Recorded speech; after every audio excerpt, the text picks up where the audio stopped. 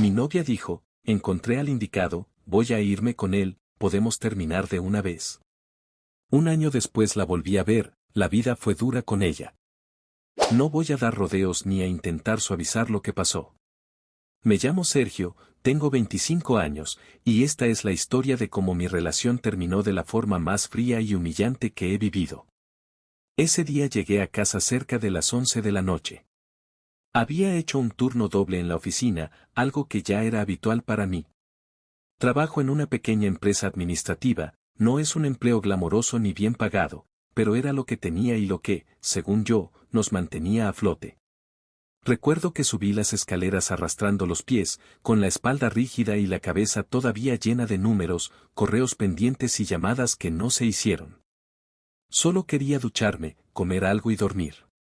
Cuando abrí la puerta del departamento, lo primero que vi no fue a Maya en el sofá ni escuché música ni la televisión encendida.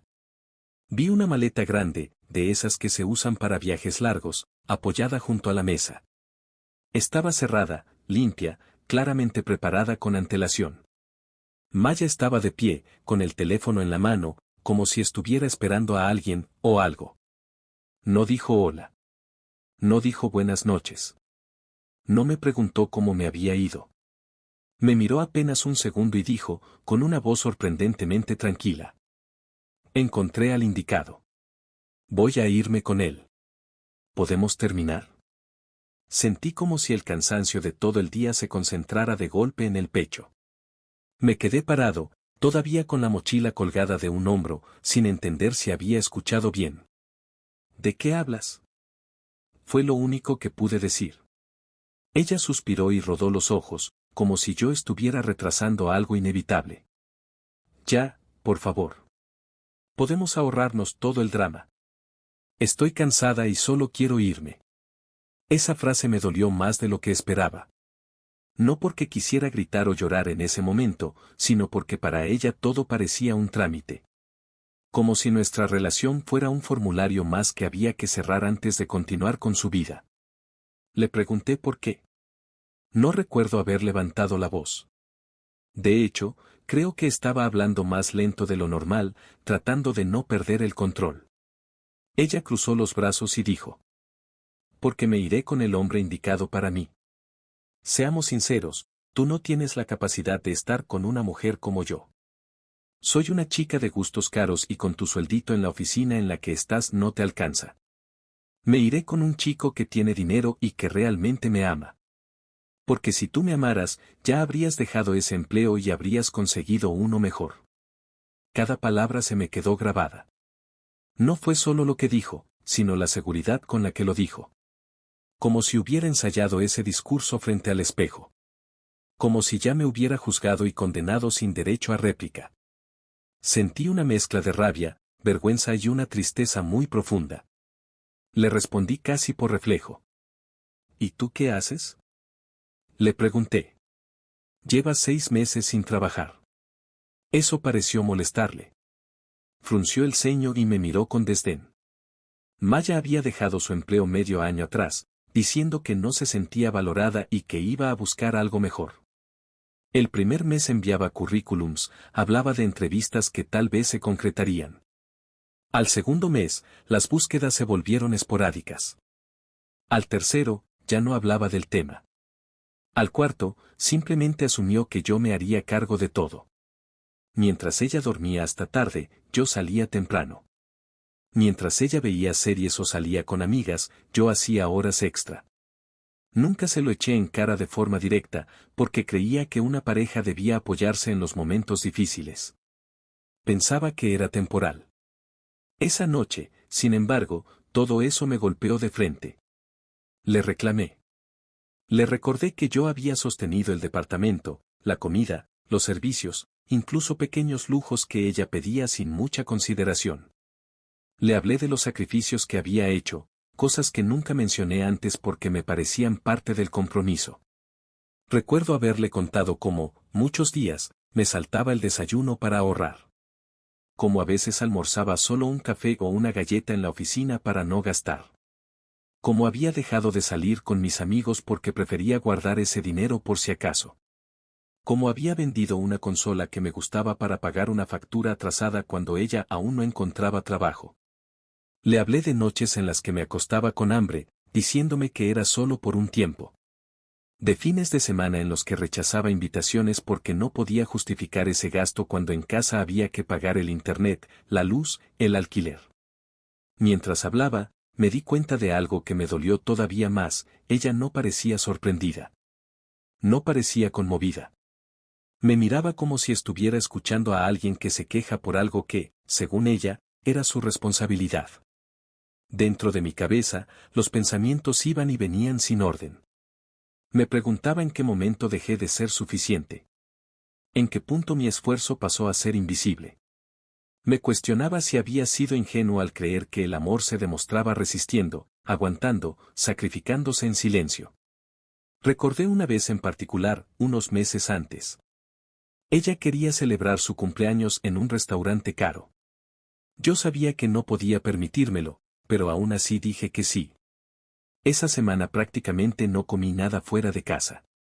Me llevaba comida de sobra del trabajo o simplemente bebía agua para engañar al estómago.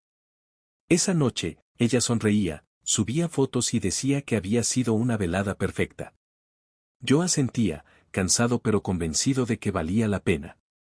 Mientras la miraba frente a mí, con la maleta lista y el discurso aprendido, todo eso se sentía absurdo. Le pregunté desde cuando conocía a ese indicado. No respondió de inmediato. Solo tomó su teléfono, lo guardó en el bolsillo y me dijo que eso ya no importaba. Ahí entendí que, pasara lo que pasara después, esa conversación no era una negociación. Era una despedida. No supliqué. No grité. No lloré. Me senté en la silla más cercana porque sentía que las piernas no me sostenían. Pensé en todo lo que había dado, en todo lo que había dejado de darme a mí mismo, y por primera vez me sentí profundamente cansado. No del trabajo, sino de intentar ser suficiente para alguien que ya había decidido que no lo era. Maya tomó la maleta y se dirigió a la puerta. Antes de salir, se giró y dijo algo más, como si quisiera dejar clara su postura. No recuerdo las palabras exactas, pero el mensaje era el mismo, ella merecía más, y yo no podía dárselo. La puerta se cerró y el departamento quedó en silencio. Me quedé ahí sentado, mirando el espacio vacío donde había estado la maleta, preguntándome cómo alguien puede irse tan convencido de que no deja nada atrás. Esa noche lloré. No hay una forma elegante de decirlo ni una excusa que lo haga sonar menos patético. Lloré sentado en el suelo, con la espalda apoyada contra la pared, todavía con la ropa del trabajo puesta. Lloré hasta que me dolieron los ojos y la cabeza se me volvió pesada. Me sentía estúpido, pero así fue. No fue un llanto breve ni contenido, fue uno de esos en los que el cuerpo parece deshacerse por dentro. Y no fue solo esa noche. Lloré las siguientes también. Lloré al llegar del trabajo, lloré al ducharme, lloré acostado mirando el techo. A veces no lloraba de tristeza pura, sino de confusión. Me preguntaba en qué momento todo se había torcido, cómo había llegado a normalizar tantos sacrificios sin darme cuenta. Me sentía reemplazable, desechable, como si hubiera cumplido una función y ya no fuera necesario. Intenté escribirle. No para rogarle que volviera, sino para entender. Para tener algún tipo de cierre. Pero no pude. Maya me había bloqueado de todos lados. Mensajes, llamadas, redes sociales. No existía para mí, como si hubiera borrado mi nombre de su vida con la misma facilidad con la que cerró la puerta aquella noche. Eso también dolió. No solo se fue, sino que me eliminó por completo. No hubo explicaciones posteriores, no hubo despedidas tardías, no hubo arrepentimientos nocturnos. Nada. Las primeras semanas fueron las más difíciles. La casa se sentía demasiado grande, demasiado silenciosa. Me sorprendía a mí mismo cocinando para dos y luego recordando que ya no hacía falta. Había dejado tanto de mí en esa relación que, sin ella, no sabía bien qué hacer con todo ese espacio. Sin embargo, algo extraño empezó a ocurrir durante el primer mes sin Maya. Un día, al revisar mi cuenta bancaria, noté que tenía dinero suficiente. No dinero justo, no dinero calculado al centavo, sino dinero que sobraba. Al principio pensé que era un error, que había olvidado pagar algo importante. Revisé los recibos, las transferencias, las facturas. Todo estaba en orden. Por primera vez en mucho tiempo, podía darme un gusto sin sentir culpa. Recuerdo ir al supermercado y comprar carne sin mirar el precio. Elegí frutas que antes evitaba por considerarlas innecesarias. Compré pan recién hecho. No era un lujo exagerado, pero para mí lo fue. Esa noche comí bien, sin la sensación constante de estar haciendo algo irresponsable. Ahí me cayó una verdad incómoda: había trabajado como un animal todo ese tiempo para mantenerla y complacerla. No solo cubría lo básico, sino que intentaba cumplir expectativas que nunca parecían terminar. Siempre había algo más que ella merecía, algo más que yo debía esforzarme en conseguir. Durante mucho tiempo me sentí responsable de todo. Incluso ahora, después de que se fue, seguía cargando con una culpa extraña. Parte de esa culpa venía de una decisión que yo mismo había impulsado. Fui yo quien insistió en que Maya se fuera de la casa de sus padres para vivir conmigo. En su momento lo vi como un paso natural. Llevábamos tiempo juntos, decíamos amarnos, hablábamos de futuro. Yo pensé que sacarla de un ambiente que ella describía como restrictivo sería algo positivo. No medí las consecuencias reales. Sus padres no lo tomaron bien. Se molestaron mucho cuando ella se fue. Hubo discusiones, reproches, palabras duras. Ella me contó, entre lágrimas, que prácticamente le dijeron que, si se iba, dejaba de ser su hija. No sé si fue exactamente así o si ella exageró, pero el mensaje quedó claro: su relación con su familia se rompió. Eso me marcó profundamente. Sentí que, de alguna forma, la había dejado sin red. Sin apoyo. Y por eso hice todo lo posible para que estuviera bien conmigo. Trabajé más, gasté más, cedí más. Me repetía que era mi responsabilidad cuidarla, porque yo había sido parte de esa ruptura familiar. Con el tiempo, esa responsabilidad se convirtió en una carga silenciosa que nunca compartí con nadie. El primer mes sin ella comí bien. El segundo mes también. Me di cuenta de que ya no necesitaba pedir turnos dobles. Podía cubrir todos mis gastos trabajando lo normal. Podía dormir más. Podía llegar a casa sin sentir que debía justificar cada minuto. Ahí empecé a ver con claridad algo que antes me negaba a aceptar: Maya había estado drenando una parte enorme de mis ingresos. No de forma explícita ni malintencionada, al menos no siempre, pero lo hacía. Sus gustos, sus exigencias, su comodidad. Todo recaía sobre mí. Sin ella, todo lo que ganaba era para mí. Durante esos meses me fue bien. No de manera espectacular, pero estable. Empecé a ahorrar sin proponérmelo. Compré ropa nueva, algo que no hacía desde hacía años. Volví a salir con amigos. Recuperé hábitos que había dejado porque no eran prioritarios. Pasó el tiempo. Dejé de llorar todas las noches. Dejé de revisar mi teléfono esperando un mensaje que nunca llegaría. Su ausencia dejó de doler y empezó a sentirse simplemente como eso, una ausencia. Un año después de la ruptura, me sentía bien. No solo mejor, sino genuinamente bien. Había logrado algo que antes me parecía imposible: compré mi primer auto. No era nuevo ni lujoso, pero era mío. Nunca había podido ni siquiera alquilar uno sin sentir que estaba cometiendo una imprudencia financiera. Ahora lo había hecho con mis propios ahorros, sin endeudarme, sin pedir ayuda. Recuerdo sentarme al volante la primera vez y sentir una mezcla de orgullo y extrañeza. Pensé en todo lo que no había hecho antes por no poder, cuando en realidad sí podía, solo que mis recursos estaban siempre dirigidos a otra persona. Mi vida había mejorado en muchos aspectos. Dormía mejor, comía mejor, trabajaba menos horas y rendía más. Me sentía más tranquilo. Más ligero. Durante todo ese año no supe nada de Maya. No la busqué, no pregunté por ella, no revisé perfiles falsos. Nada. Para mí, había desaparecido por completo. Y, aunque suene duro, Mi vida avanzó sin ella de una manera que nunca imaginé posible cuando la vi salir con esa maleta. Yo creía que perderla me destruiría. Resultó que perderla me devolvió partes de mí que ni siquiera sabía que había perdido. Cuando ya no pensaba en ella y mi vida había tomado un ritmo propio, Maya volvió a aparecer. Fue un día común. Nada especial, nada cargado de significado, al menos al inicio. Era sábado por la mañana y fui a un supermercado nuevo que habían abierto no muy lejos de mi departamento. No era el que frecuentaba siempre, pero había escuchado que tenían buenas ofertas por inauguración. Fui con calma, sin prisas, con la lista mental de la comida de la semana. Era una rutina que había aprendido a disfrutar.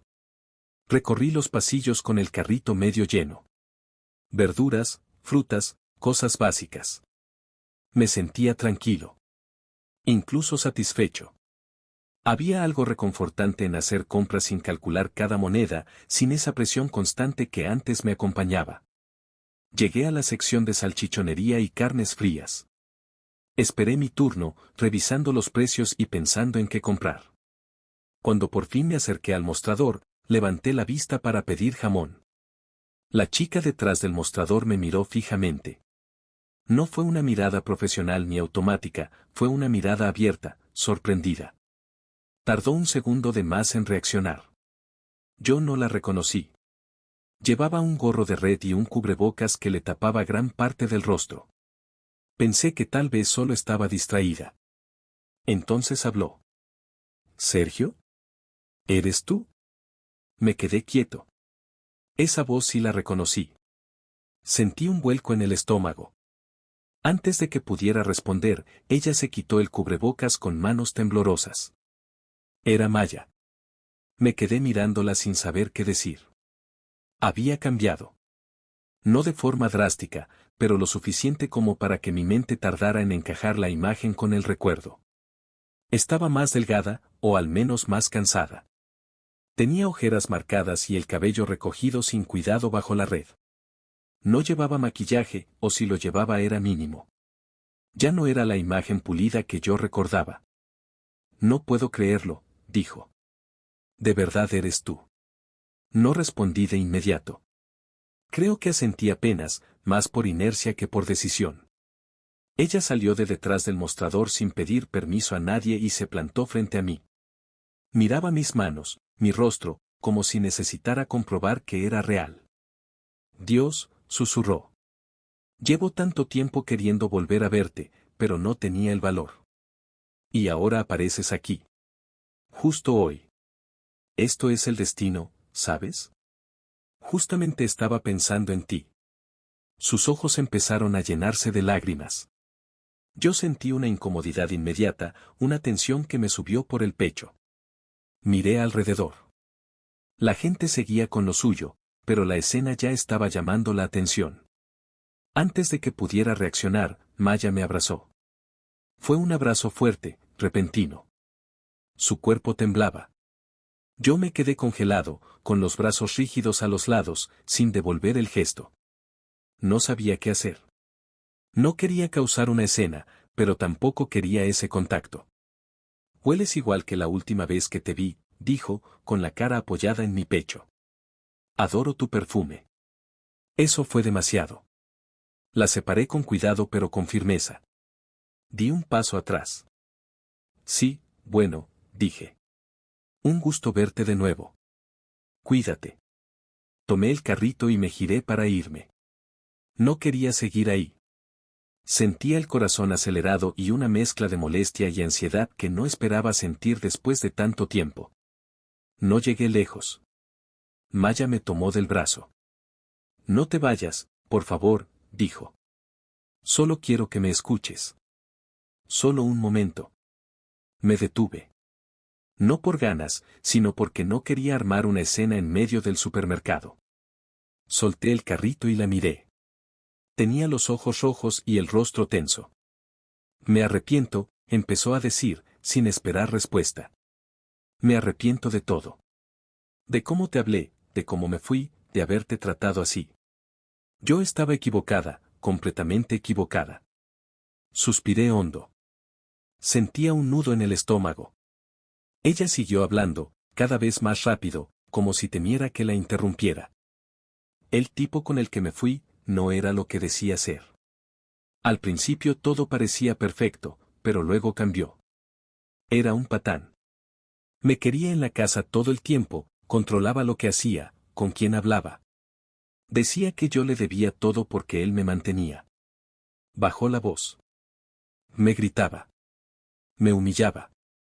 Y, tragó saliva. Me golpeaba. Me quedé en silencio.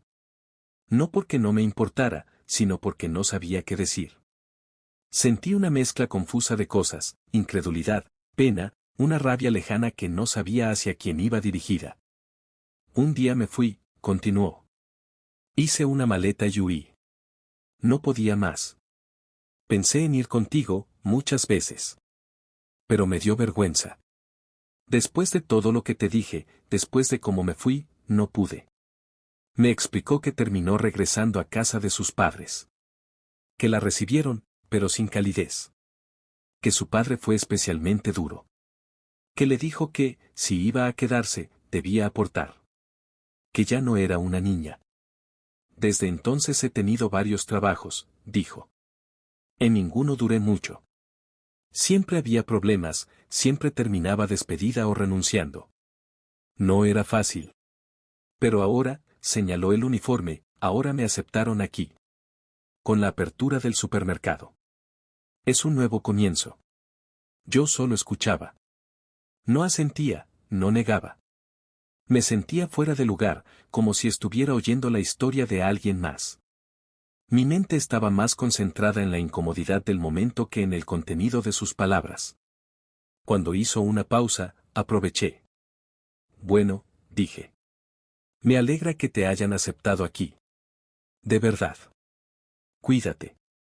Volví a tomar el carrito. Maya negó con la cabeza y volvió a detenerme, esta vez colocándose frente a mí. No, dijo. Por favor. Perdóname. Sé que no merezco nada, pero necesitaba decírtelo. Perdón por haberte menospreciado, por haberte hecho sentir insuficiente. Tú siempre estuviste ahí para mí y yo no lo supe ver. Empezó a llorar abiertamente. La gente ya miraba. Yo sentía el impulso de desaparecer. Maya, dije, con voz baja pero firme. Déjame en paz. Me miró como si no hubiera entendido. Mi vida está mejor sin ti, continué. No te lo digo para hacerte daño. Es la verdad. Estoy bien. Y no quiero volver a remover todo esto. Sus manos temblaban.